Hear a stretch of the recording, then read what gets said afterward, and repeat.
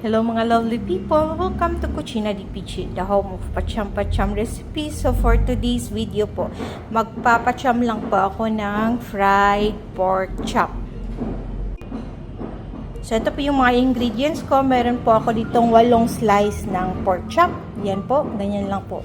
Pinaslice ko ng ganyan sa palengke. Tapos asin, black pepper crushed. Tapos dito meron akong 2 heads ng garlic.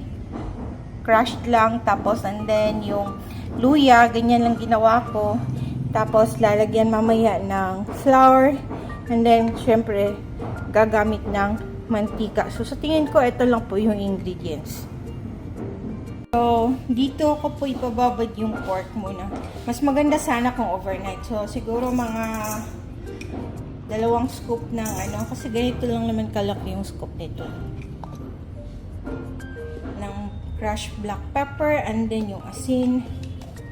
Ito talaga medyo kailangan dami-damihan. So, lalagyan ko ng 3 scoop. So, bahala na po kayo mag-adjust. Siyempre, depende sa quantity ng niluluto nyo pork chop. And then, tubig lang. Ganun lang mga lovely people. Mineral water. Okay. And then, haluin lang natin. Tapos, ilulublob lang natin dyan yung pork chop. Ayan. Ayan. So, ako, wala masyadong oras. Siguro mga 1 oras ko lang itong ibababad. Ayan po. Lagay ko lang po muna lahat. So, ayan na po, no? Nalagay na po yan dyan. So, ano ko lang siguro ng pinggan to. Teka lang po. Ito na lang. Naubusan kasi ako ng plastic wrap. Okay. So, dyan na muna yan siya. Gaya ng sabi ko, at least 1 hour. Ayan mga lovely people. Gumawa na po ako ng gravy. Tapos, magsa-start na akong mag-prito ng ating pork chop. Okay? Ayan. So, start na magpainit ng mantika habang piniprepare ko yung pork chop. Ayan, sa isang ganitong container ako, maglalagay ako dyan ng 8 peraso yung pork chop. So, siguro mga 10 tablespoons nito ng flour po. Yan. Ano na ba yun?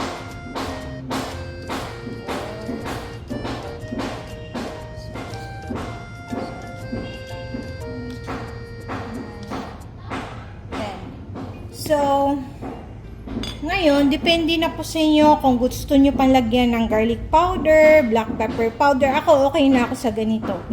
Kasi, malasa na yung pagkakababad ko dyan. Okay? So, ganito lang yung ginagawa ko dyan, mga lovely peeps. Yan po.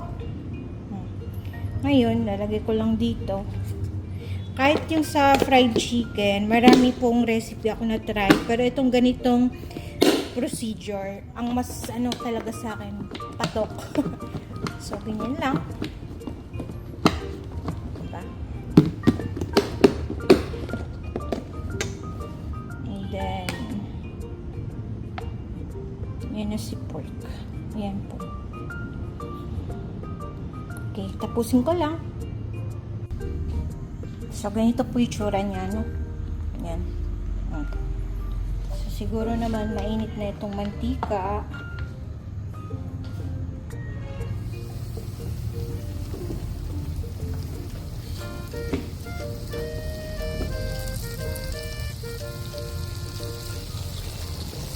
Okay.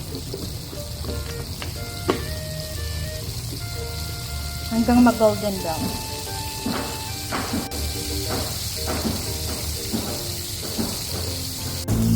Check natin kung pwede na. Dapat pala tinanggalan ko ito ng balat.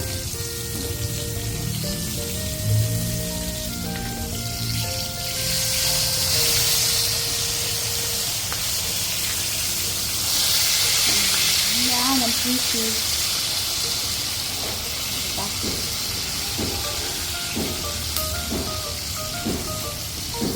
So, ito po. Pagka ganito na, ready na yan.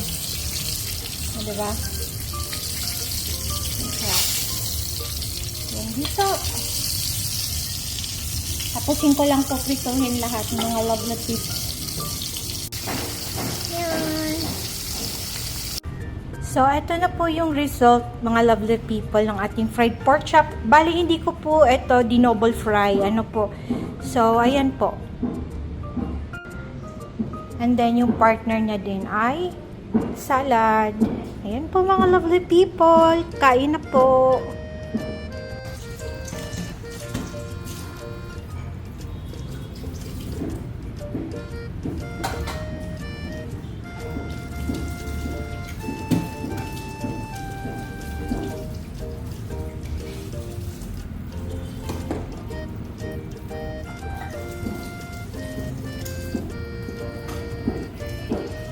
Hello mga lovely people, it's tikiman time. So, ito yung gravy, tapos ito yung pork chop, o napahak kong pork chop, then may konting salad,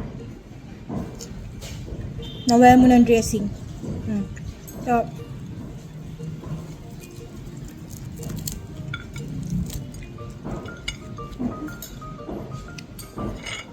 aray ko, yan pa. Kain po. Sarap.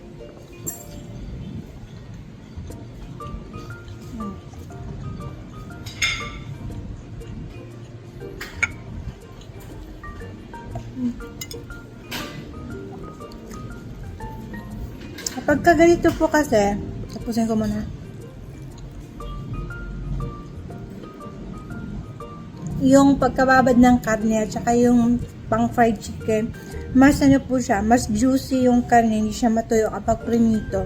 At saka manamnam talaga, lalo na kapag nababad ng overnight. Yan po. Tapos kung gusto niyo naman na mas malutong pa, double fry niyo lang po. Ako nagmamadali na kasi ako. Past 12 na. Kain po.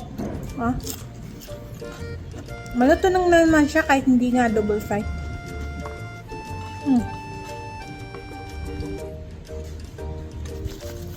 Ayun. So, paano po mga lovely people? Sana nagka-idea kayo. And thank you so much po for watching. Hanggang sa susunod po dito lang sa Cucina di PJ, the home of Pacham Pacham recipes. Keep safe, God bless, and enjoy cooking. Mama, ciao ciao.